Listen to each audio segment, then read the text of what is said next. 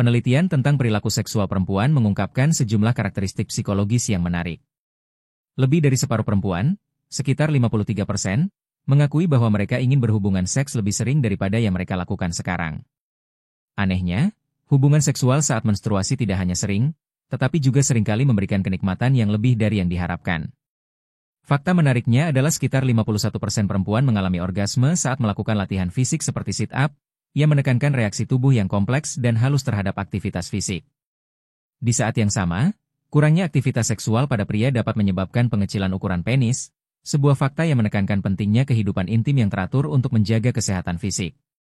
Dalam satu kali hubungan seksual, rata-rata, sekitar 144 kalori dibakar, yang meskipun kecil, tetap terasa seperti olahraga.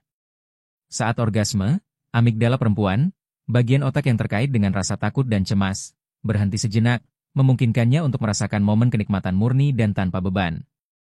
Sering diremehkan, klitoris jauh lebih besar daripada yang kita kira, dan bagian tersembunyinya memainkan peran penting dalam mencapai kepuasan.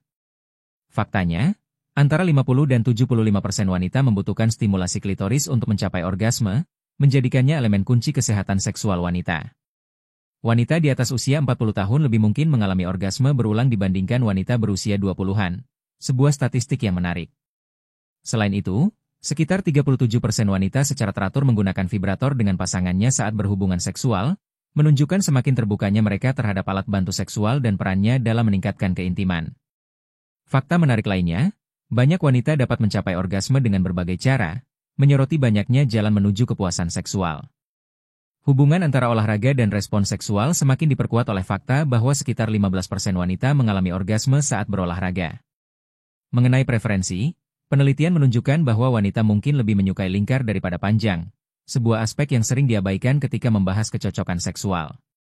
Selain itu, banyak perempuan mengalami nyeri di area vestibulum vulva, tepat di bawah pintu masuk vagina, tempat kulit sensitif paling rentan terhadap gesekan dan kerusakan mikro.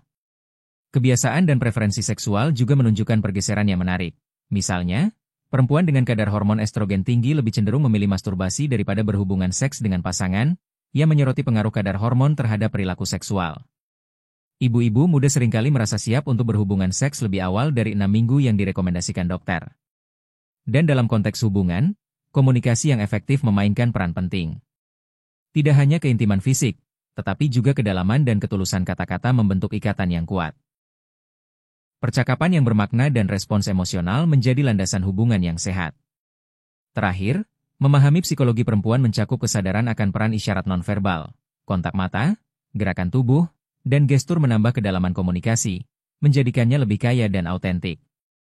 Menguasai keterampilan komunikasi verbal dan nonverbal dapat meningkatkan kepuasan hubungan secara signifikan, membantu menciptakan hubungan yang lebih kuat dan lebih tulus.